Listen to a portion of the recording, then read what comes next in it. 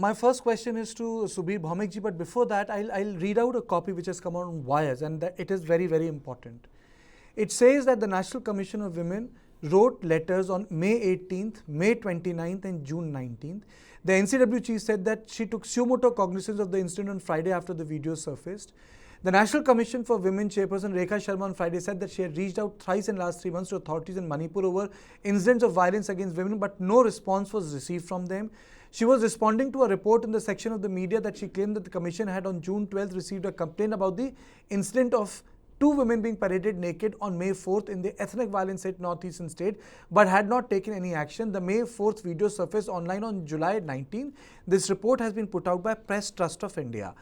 Now, Sharma said she denied receiving any report. However, NCW chief said that she had received other complaints regarding women issues. For that, she had reached out thrice to the authorities. She shared the letters sent to the authorities in the state. Sharma had written to them over complaints of incidents of violence against women. We had to verify the authenticity, and also the complaints were not from Manipur, some were not even from India. We reached out to the authorities, but no response was received. So, NCW chief said that she had taken moto notice. Dada, your first comment. NCW chief saying letters written on May 18, May 29th and June 19, no response came. Bhaumikji. Well, I will first say something more important, which is that these incidents, whenever they have happened, the state police special branch, they report to the state government. You know, such a thing of rape and blazing violence, you know, which has played out over a period of time, definitely quite a few hours, if not half the day, would have been reported definitely. And I am sure, I know for a fact that it was reported by, you know, somebody in the state police special branch from that area, the Thana also. And it has come to the state home department people in Imphal. Also, the central ID, that is SID in Imphal, has sent these reports to Delhi, and this will have come to the Home Ministry. Now, why? My question is, why no action was taken on the basis of these intelligence reports, which came to both the state and the central government? And similarly, what Rekha Sharma is now saying actually substantiates the attitude of both the government that, you know, attention has been drawn to these kind of crimes against women and no action really taken, no arrest made. The perpetrators are scot-free, they're going around and doing more damage. Point here is, for the argument's sake, Karthik here, if we say that the intelligence had not reported such an incident, that the intelligence was not doing its job, and those guys need to be sacked and thrown out. If they had done their job, the consumers of intelligence, which means, you know, the Home Secretary level people, the police DGP, what were they doing?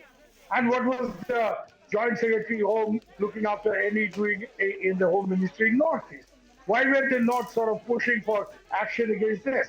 This is the administrative level. And then when, you know, the National Commission on Women, they send such reports, now we say that we have these kind of bodies and we feel very happy about it and we think gender empowerment has been achieved because there are such bodies.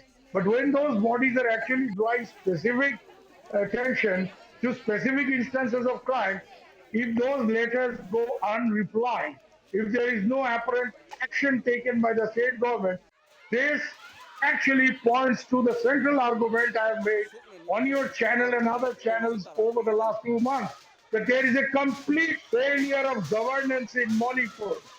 And this is reflected not only in the lack of action that has not been taken against women, but also, you know, the weapons going out. I am using the term going out of the police armory.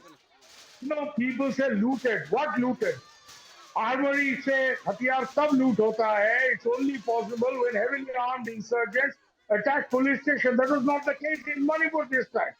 These weapons were given out to troublemakers, not even insurgents. These are ordinary troublemakers who don't have the wherewithal to go and loot you know, weapons from Thana.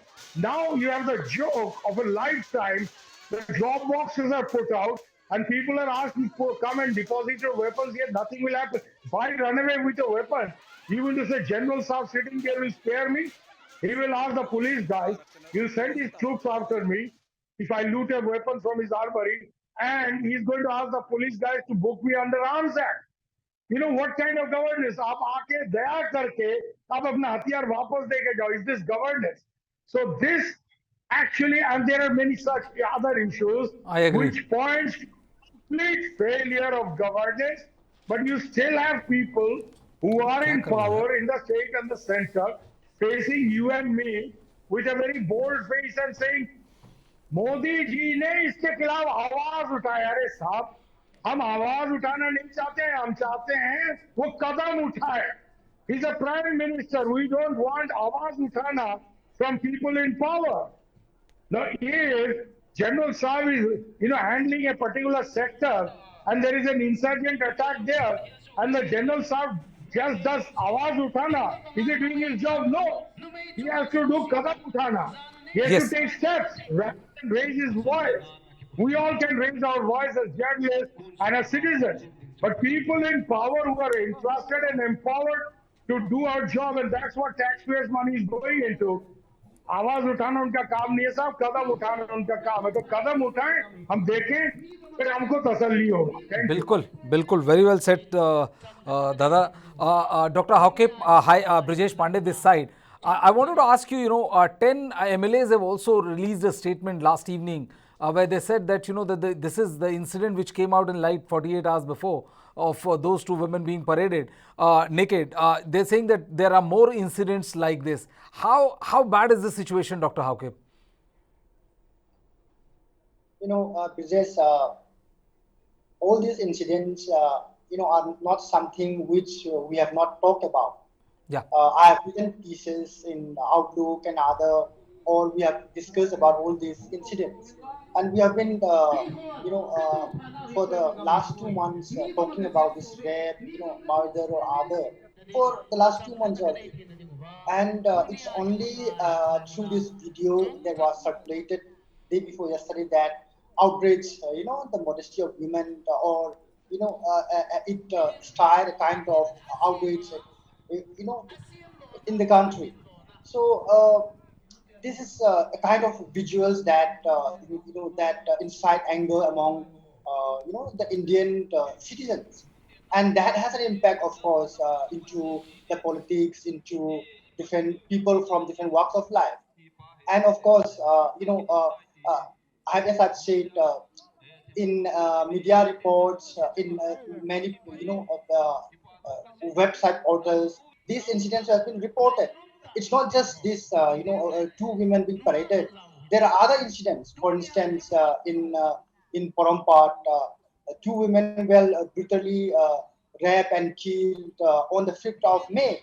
And besides that, on the same day, there were two women who have been shot dead also. The visuals, the pictures of those two women, lying, cold blooded in, in a place has been circulated in social media. So all these things has been there. People, have been saying that these are the two incidents that have been, reported. But there are many others who would not have been reported also so far because there's no visuals to complain about.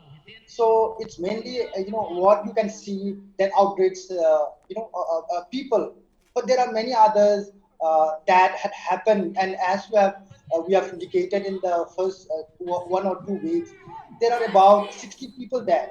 How those people would have been killed is beyond our imagination, because at that time there was hardly any arms with people. It was like they would have been killed through some kind of sticks, and others, and it would be a painful death for many of them.